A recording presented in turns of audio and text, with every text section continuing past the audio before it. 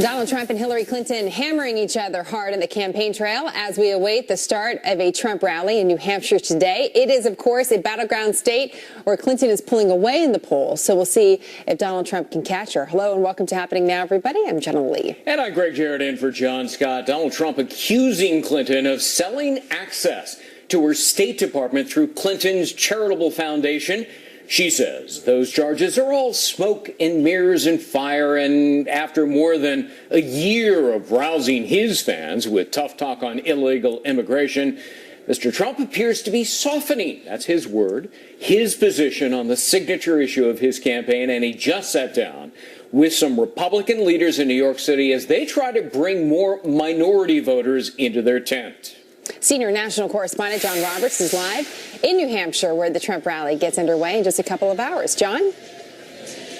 Jenna, good morning to you. You know, the latest polls here in New Hampshire have got Hillary Clinton leading Donald Trump by 9, but those latest polls are at least a couple of weeks old, and things are starting to tighten elsewhere. We'll get to those polls in just a couple of minutes. Donald Trump trying to keep the focus on Hillary Clinton, the Clinton Foundation, and those latest emails, but his original campaign game plan for this week, immigration, keeps on creeping into the mix. He mentioned this idea that Donald Trump is exploring a softening of his hardline position on what to do about the 11 million people in this country illegally.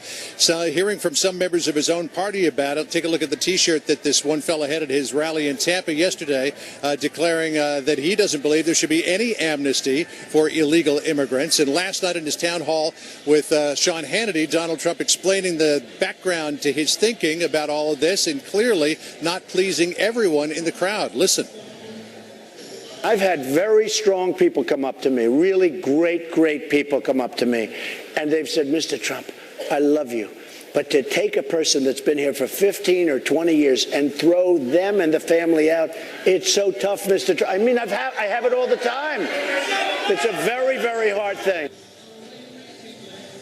Donald Trump also hearing from the other side today, though he's nowhere near Trump Tower, a small group of undocumented immigrants launching a protest at Trump Tower, at one point unfurling a banner saying that Donald Trump is a racist, and that was hung from the balcony of the second floor there at Trump Tower right by the Starbucks. Some members of his own party, too, some conservatives, having heartburn about what they see as a shift in his position on immigration. Trump, though, managing to continue to hammer Hillary Clinton on the foundation and her emails. Listen to what he said in Jackson, Mississippi last night. She wants to sell out American security to the Clinton Foundation for a big fat pile of cash. It's hard to tell where the Clinton Foundation ends and where the State Department begins. So since Donald Trump has taken this pivot, by the way, it does seem that the polls are tightening. Take a look at the results of a couple of recent polls in North Carolina. CNN ORC poll has got Hillary Clinton just ahead by 1 now. A Monmouth poll taken from about the same time has got Hillary Clinton ahead by 2. But some very good news for Donald Trump in the state of Florida, where a new Florida Atlantic University poll shows him now ahead by 2. So his campaign, Jenna, very pleased so far with the early results of this pivot, which they continue to insist is not a pivot. Jenna? John, I'm just curious, have you kept tally of how many Trump rallies you've attended over the last several weeks? I feel like every single day we're at a different Trump rally with John Roberts. Yeah, well, we try to get to as many as we possibly can in as many different cities. The only down day he really has these days, Jenna, is on Sunday, and much of Sunday is taken up with policy meetings with his advisors. So he's pretty much got a rally every day, except tomorrow he will not have any. He's out fundraising in Utah.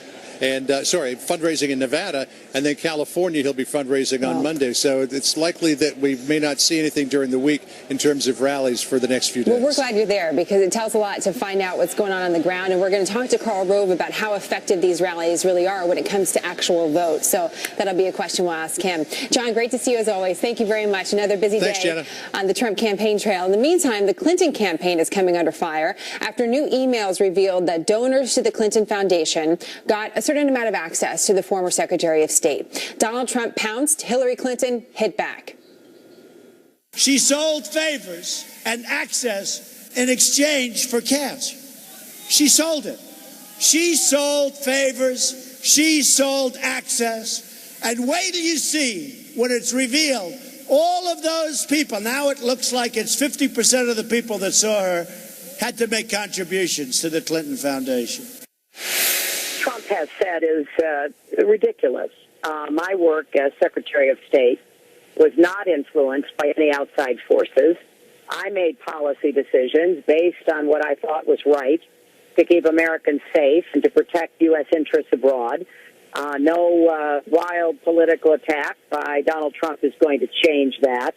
And, in fact, the State Department has said itself that there is no evidence of any kind of impropriety at all.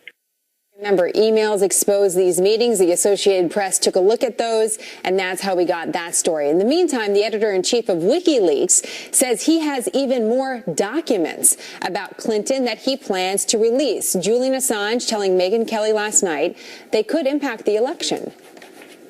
We have received quite a lot of material, stimulated, of course, by the U.S. election process and by our major DNC revelation, which has now led to the resignation of 5 top officials in the DNC, including Debbie Wasserman Schultz. It's a complex business, what we do.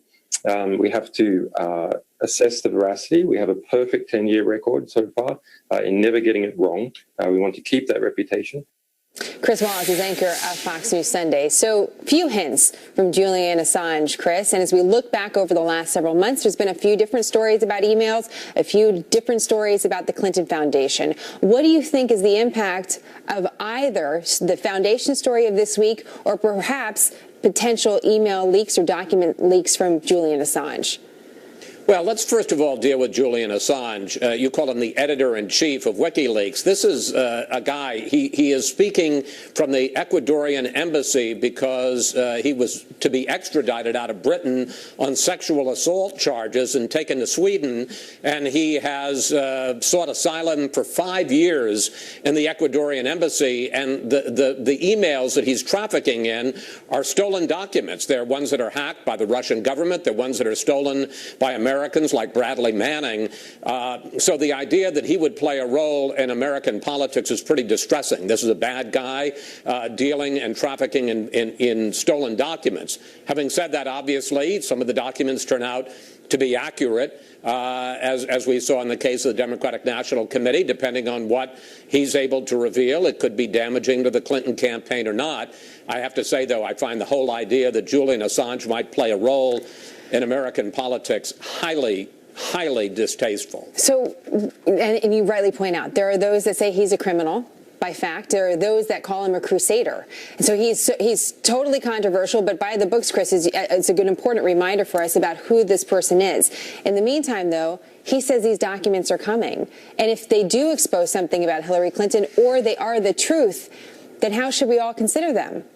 Well, you have to consider the facts, even no matter how distasteful the source of the facts are. But remember, we're talking here, as in the case of the DNC, of the Russian government hacking into Democratic files and playing a role in our politics. I mean, regardless of whether it's to the benefit of Trump or the benefit of Clinton, that's a pretty dangerous idea that foreign governments that wish us ill would play a role in American politics. But obviously, if, and we have to repeat if, we don't know, one, whether he has any files, or 2, if he has files, what they're going to show, if they're accurate, and if they show something, obviously we have to deal with that on that basis. In terms of the, let me just say, in terms of the impact of what we have found out so far about Hillary Clinton, there obviously is a connection between the Clinton Foundation and the State Department. And when the Clinton campaign says, well, you know, the fact is they're cherry picking and there are just a few facts here, AP had to sue the government to get the files. I mean, if the Clinton campaign or the State Department or the Foundation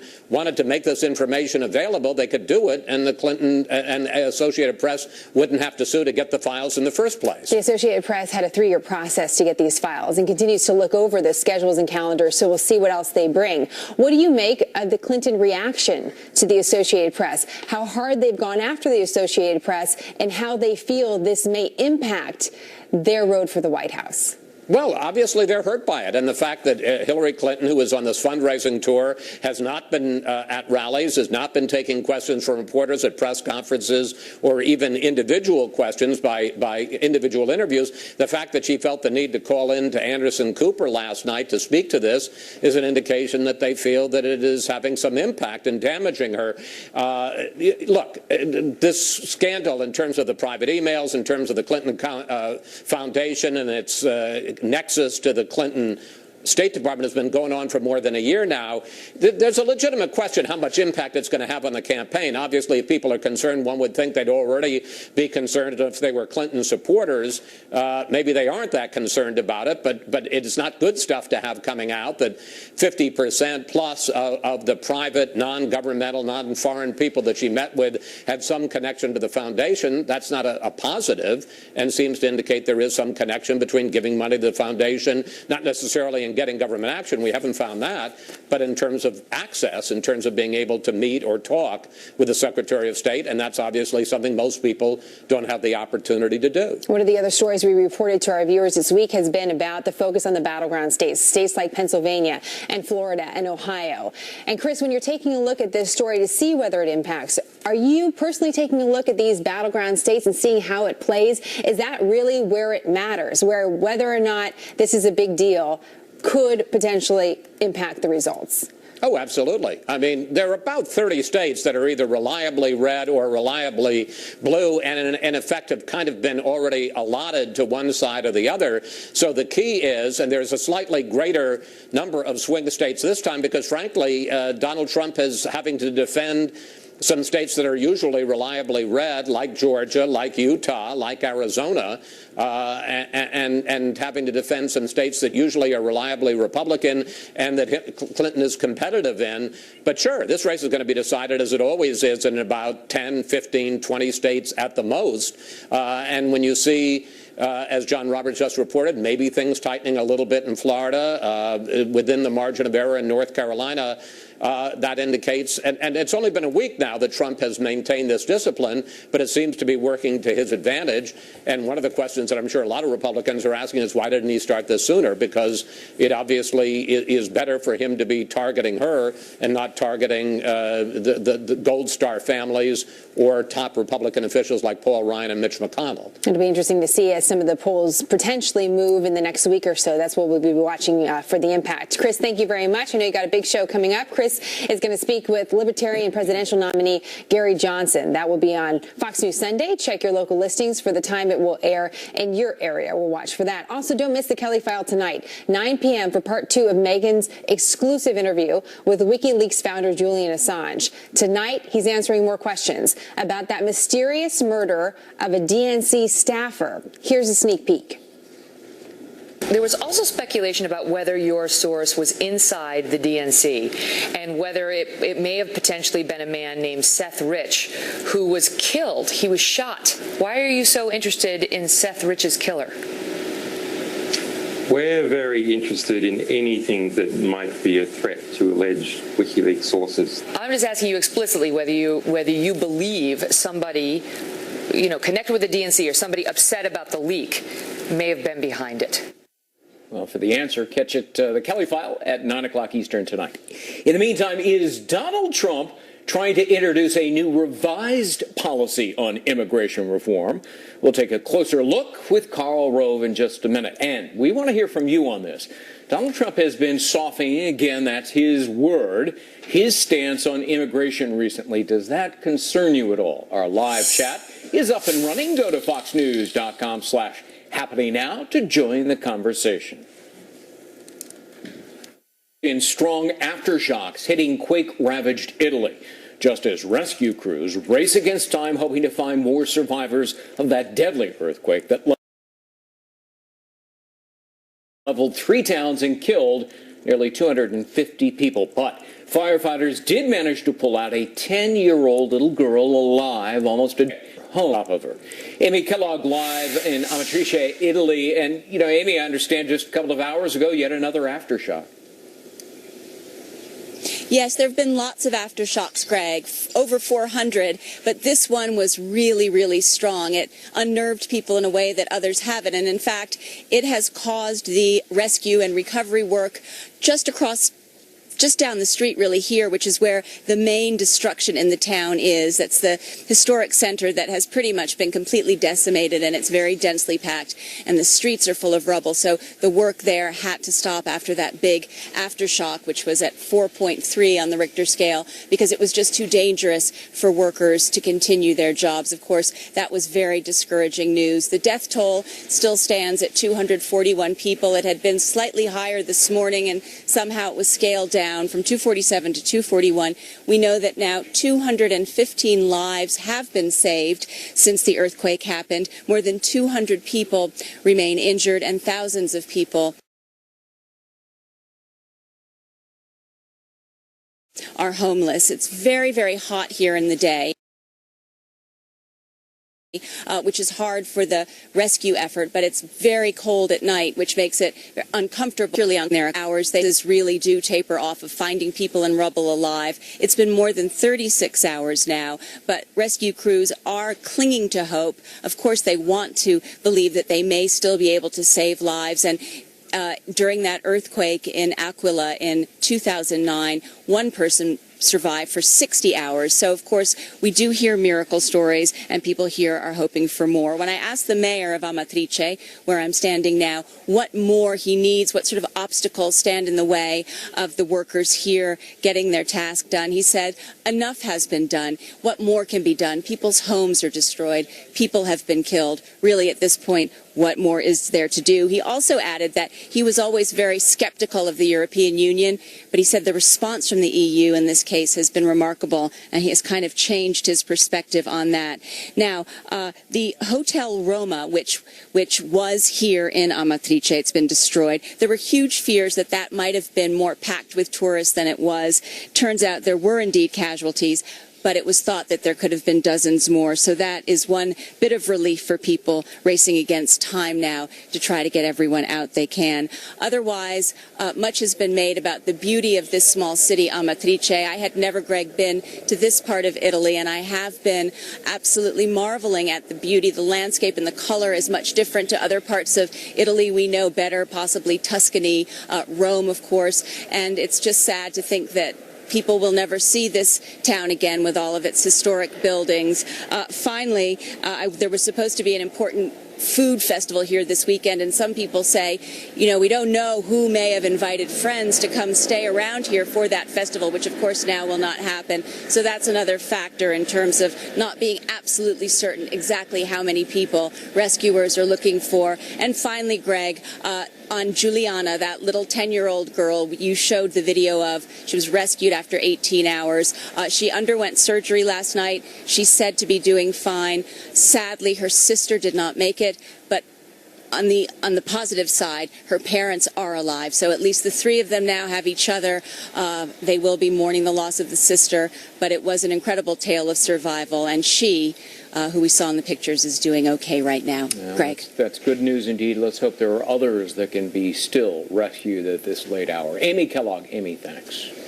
Back here at home, Donald Trump just wrapping up a leadership roundtable he held in New York City. We're looking forward to a rally that he has in New Hampshire to watch for any news there. He's been speaking a lot about immigration. How does that play with the electorate? We're going to talk to Karl Rove about that, as well as how effective these rallies really are with bringing voters out. All that after the break.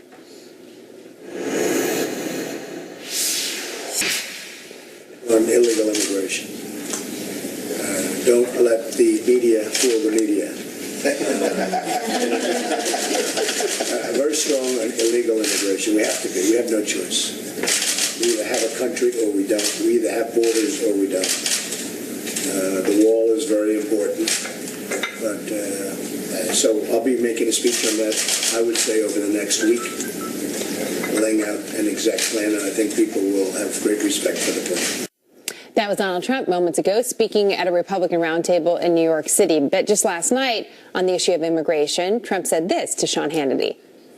So you have somebody that's been in the country for 20 years, has done a great job, has a job and everything else. Okay, do we take him and the family, her or him or whatever, and send them out? And they're gone? Or when somebody really has shown, it's called like the merit system, other than they did break the law in the first place, okay? And that's a little unfair to people, but we're going to let people come in anyway. They'll come in legally. We're going to let people come in anyway. It's not going to have an impact. So do we tell these people to get out, number one, or do we work with them and let them stay in some form? Karl Rove is a former senior advisor and deputy chief of staff to President George W. Bush, also a Fox News contributor. So, a point taken, don't let the media fool you, Karl. Never a good idea. But on these issues of immigration, you saw just these two comments from Donald Trump, and this is the reason why people are raising questions about where he stands now on immigration. How do you see it? Well, they seem on the surface of it to be a contradiction. The meeting this morning sounds like the Donald Trump we've heard for a long time. The second Donald Trump seems new, but I would remind you that even during the primaries, he initially said we're going to build a wall and deport everybody, and then he said we're going to build a beautiful door in that beautiful wall and let them come back in. So there's been this tension all along. I would say this: I think this is going to cause him problems among some of his hardcore supporters, but probably less than you might anticipate if he does say there ought to be a path to legalization, to legal status. Yeah, and here's why. First of all, who thinks Donald Trump is weak on immigration? I mean, here's the guy who wants to have extreme vetting and build a wall and make Mexico pay for it. And also, I'd make this point. Take a look at the polls, the Fox exit polls in the battleground states, the Republican primaries. We ask in the Fox exit poll, do you think there ought to be a path to legal status, or do you think we ought to deport them all? And look at all of these battleground states. In every one of the states, the Republican primary voters were in favor of some path to legal status, a position that Jeb Bush had. Florida, 54-37. North Carolina, 54-39. New Hampshire, 56-41. Ohio, 57-39. So my point is that even among the hardcore, the people who turned out and voted in primaries, he wins the primary by a good margin, and a lot of his people are saying, let him have a path to legal citizenship. So they're being drawn to him because of the other toughness of his status. In political science, we call it a heuristic, a shortcut to understand something, and they think he's hard on immigration, and they're willing to tolerate this. It's a new word for us, a new term. Educating us with the numbers as well, Karl. It's interesting to see those numbers in those battleground states, but it brings up another interesting question about, strategically speaking, and this is in your wheelhouse. How big of an issue is immigration overall in those key battleground states that Donald Trump has to win? Is it the top issue, or is it really about jobs? Well, it's an issue in two respects. It is an issue of particular importance to the Latino population. Mitt Romney won 27% of the Latino vote after saying self-deportation and lost the election. George W. Bush had developed strong links with the Latino community, won 44% of them in 2004, and won re-election. You got to get better than 27. Right now, Trump in the national polls is around 23% among Latinos. That would point to a very big difficulty in the general election. So it will have an impact on them. But it has a secondary impact, which is there are a lot of people who want to vote for a Republican who are not Latino, who live in the suburbs, who are, sort of not really linked to the Republican Party but want change, but they want a president that they feel that is going to do a good job. And the idea of deporting, rounding up 11 or 12 million people, many of whom have been here in our society for decades, most of whom are working and keeping their nose clean, some of whom have not and deserve to be rounded up and thrown in a jail, but most of whom have been productive contributors to America, unsettles a lot of American voters. So he's appealing to people who live in the suburbs around Philadelphia or the suburbs of Cleveland or live in Tampa, St. Pete, and whose neighbor is an Hispanic. This is an appeal that goes beyond just Latino. So let's talk strategy then. I'm curious in getting that message out, whatever your message is eventually, if you're the Trump campaign on immigration. We see him holding the rallies. There's a big question about whether he'll have a policy speech about immigration. He says he will, but it's been scheduled and then it's been moved. Just strategically speaking, what is the best strategy for Donald Trump? Is it these big rallies? Is it standing on a street corner, going on walks through neighborhoods, doing policy speeches? How would you advise him? Well, the answer to your question is yes, all of those. But I think one of the key things is where is he doing all of those things? Where is he walking the streets? Where is he having the roundtables? Where is he visiting businesses?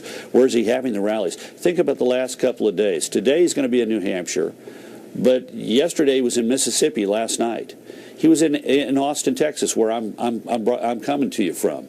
If we have to worry about Texas and Mississippi 75 days before the election, the Republicans are in deep trouble. He needs to be spending his time in the states where he needs to play defense, Arizona, Georgia, North Carolina, and the states where he has to be on offense, Florida, Pennsylvania, Ohio, maybe Michigan, Iowa, maybe Nevada, maybe Colorado, New Hampshire, someplace else. He needs to be spending his time there. The only reason to come to a place like Texas is to take a money sack and drag it through Houston and Dallas and Fort Worth and San Antonio.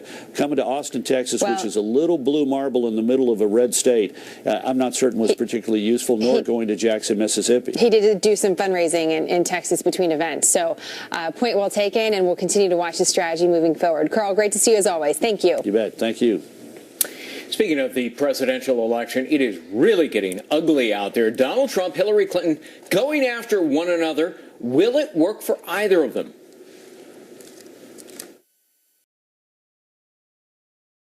Fox Extreme Weather Alert now on a string of powerful tornadoes that swept across the Midwest, with the destruction stretching from Ohio to Indiana.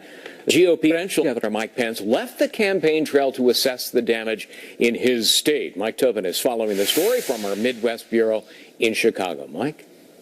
And good morning, Greg. Hundreds of Hoosiers are picking up the pieces. Thousands are hoping their power is restored soon. And even more are glad that the injuries were not more severe. The worst of the tornadoes has now been identified as an EF3, with winds as strong as 165 miles per hour.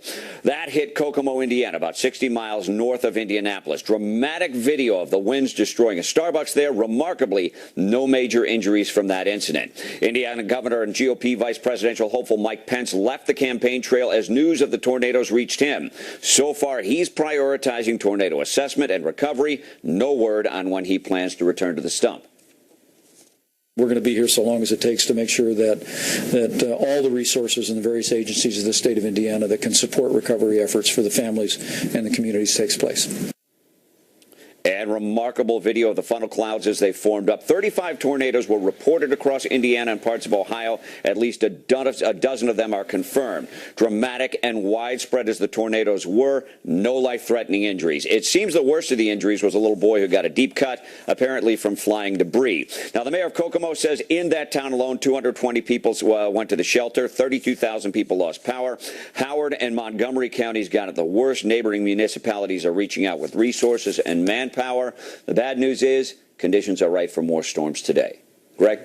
Mike Tobin live in Chicago. Mike, thanks. You got it. And now to another big story. Florida Governor Rick Scott expressing frustration with Washington's response in battling the Zika virus. The governor telling us yesterday on Happening Now he hasn't yet received the materials and support he requested. The federal government's not been a partner.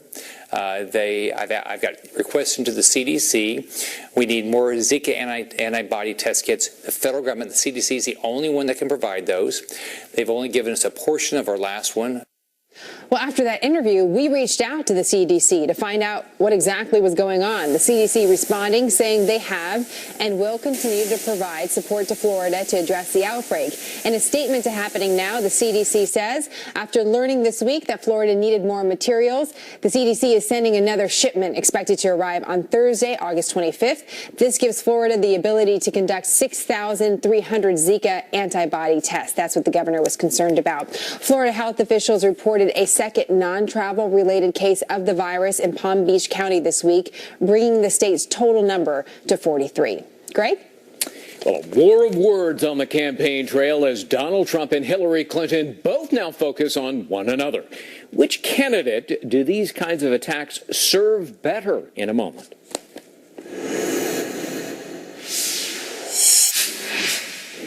America's election headquarters is certainly heating up with Donald Trump going after Hillary Clinton on the email and Clinton Foundation controversies, while she takes on Trump over his evolving immigration policy. She really got the emails wrong, that I can tell you.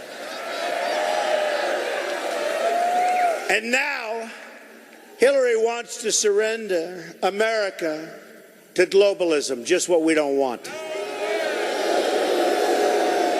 She wants a country without borders. She wants trade deals written for the benefit of foreign corporations.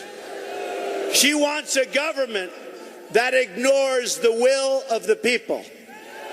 She wants to sell out American security to the Clinton Foundation for a big fat pile of cash. My understanding is that the comment you just referred to was the third different position he took yesterday on immigration.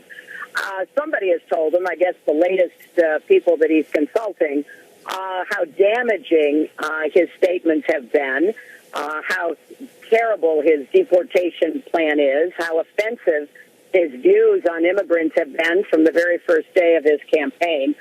Well, that was the civilized stuff. It got worse. Joining us now, Leslie Marshall, syndicated radio host, David Webb, radio host of The David Webb Show on Sirius XM Patriot. Both are Fox News contributors. Good to see you both. Good to Leslie, see you.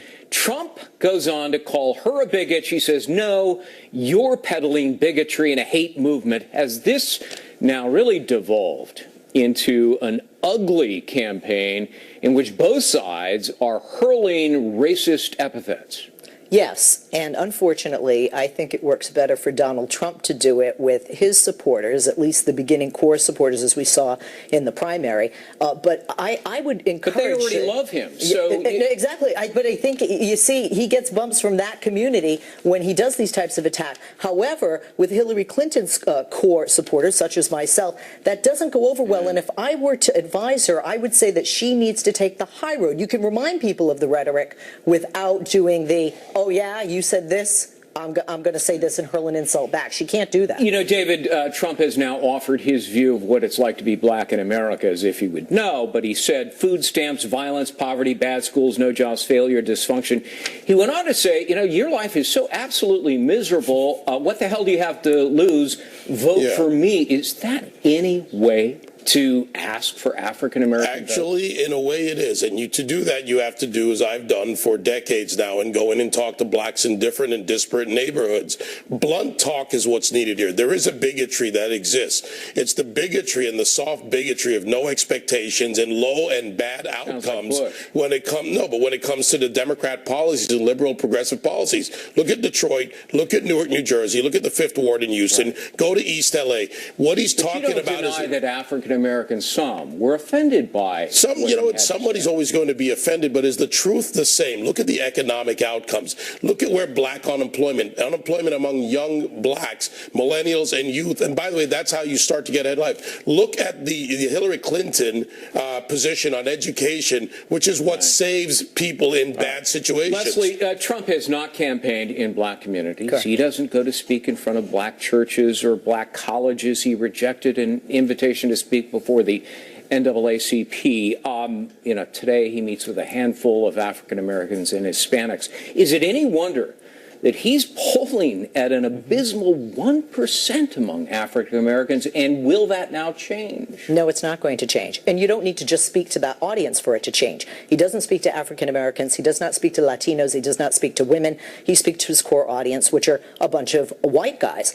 And the reality is, to your point, David, when you talk about what does Hillary provide for education, well, it's not slashing. And when you look at his track record as a businessman, and you do have products made in countries like Bangladesh, Mexico, even China, that contributed to that high unemployment in the African American community. Hold on a second. These are a bunch of talking points that don't actually work. One, if you want to play the who's made what where, then you can look at her clothing. That's a silly argument. Let's get to the real issues here. Look at the communities that are economically disparate, black or otherwise. Look at the policies in those communities. And Hillary Clinton doesn't speak to blacks. The Democrats use blacks. Blacks have surrendered their political capital. So you agree that she's a bigot? That's what Trump said. It's a soft bigotry of no expectations. I don't care about calling her a bigot. I'm not calling her a bigot. Let me switch subjects. The bad outcomes matter here. Tell me one one community led by liberal progressive policies. Look at Baltimore. Look at the failures, and tell me those were Democrat that was Republican administrations. Controversies and scandals are almost synonymous with Hillary Clinton and Bill Clinton, you know, from Whitewater and Travelgate, and the list goes on and on, to most recently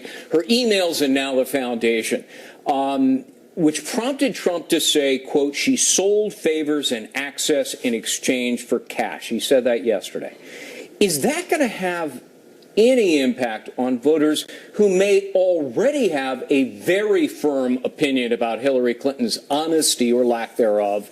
2/3 of Americans say she's dishonest, but that may be baked in already, right? Absolutely.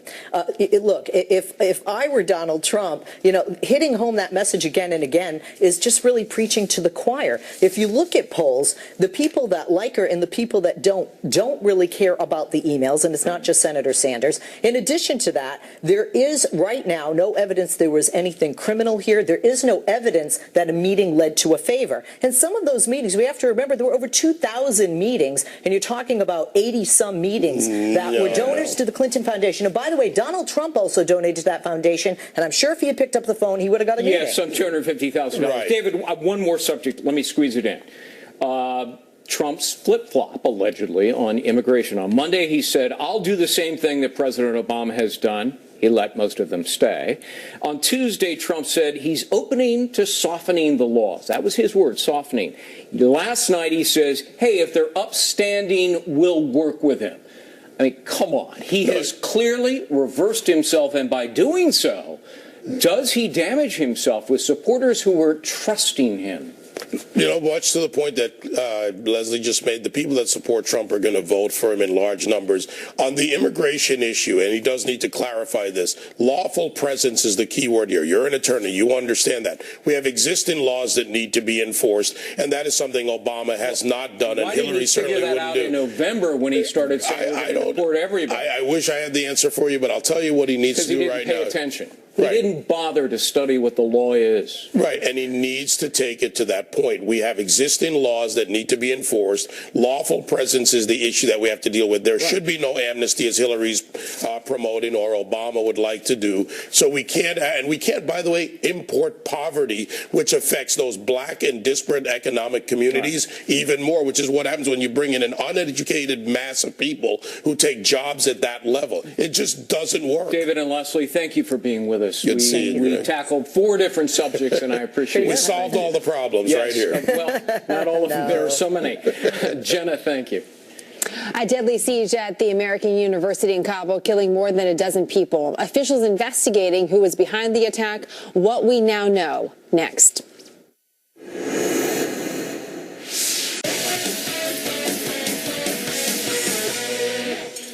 Welcome back. Let's check what's ahead on Outnumbered at the top of the hour. Sandra and Harris, what's coming up? Let's do it. Thank you. Hillary Clinton is expected to hit Donald Trump hard on race today as he ramps up his outreach to minorities and calls her a bigot. Can he win over blacks and Hispanics this late in the game? Plus, more mainstream media bias. The major paper that failed to print the explosive AP report on Hillary's meetings with donors while she was leading up this State Department. Oopsie, they just missed that one somehow. And Iran is at it again. Another close encounter in international waters. Who's making them feel like they can get away with this? Former U.S. ambassador is the guy to have on the couch He's today. Right over there in the John studio. Bolton is here to weigh in, and he will be outnumbered, as we will remind him at the top of the hour. Yeah, he's doing some kind of workout over there, I guess. No, not really. Workout? Back to you now. That's not in my vocabulary. Oh. All right. Thanks, See you ya. guys. Thanks, See you Greg. later. Well, no claims of responsibility as of yet for the deadly attack on the American University of Afghanistan. At least 13 people killed, dozens more injured after gunmen opened fire on the heavily fortified university in Kabul. The 9-hour siege began with a suicide car bombing at the entrance, and officials say 2 gunmen involved were also killed. Connor Powell is in Jerusalem with the latest. Connor? Yeah, Jenna, more than 700 Afghan students were trapped inside the American University of Afghanistan for about 9 hours or so when these three attackers stormed the university grounds. It took place about 7 o'clock at night last night. This was a very busy time. A lot of students coming off their day jobs, going to night classes. There are other students just there to study, to catch up on work. It's a place that is well known for young Afghans, both men and women, to socialize in safety. It has also always been a target of the Taliban, who resent its sort of Western appearance and its connections to the United States. It is a U.S. government-funded and supported university. It is Afghanistan's most famous university and by far their best university there. Now, at least 13 people were killed, including 7 students. One professor was killed as well. He had been a fellow and studied at Stanford University. He was teaching law there. According to Afghan officials, they are still trying to figure out who actually claimed responsibility for this. That is the one big question right now, whether it's the Taliban or some other IS-related group. More on this as we get it. Connor, thank you.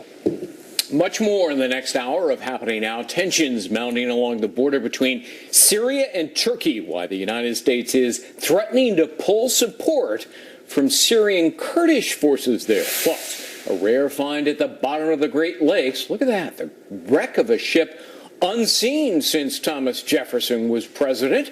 We're going to be talking to the man who found it on what it means for the study of American history. Stick around for that.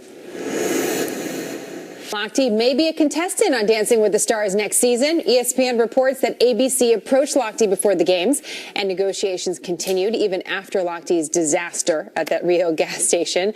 The interview reportedly went so well that Lochte is a shoo-in. Neither ABC or Lochte has commented on the rumor, but we'll find out next week who's in, who's out. Now another reason not to watch. Oh, come on. It's a good show. Somebody dropped him on his head Samba? when he was a I don't child. know. We'll see you Why back is it so here in an hour. harsh? Outnumbered begins right now. There goes our exclusive with Lochte.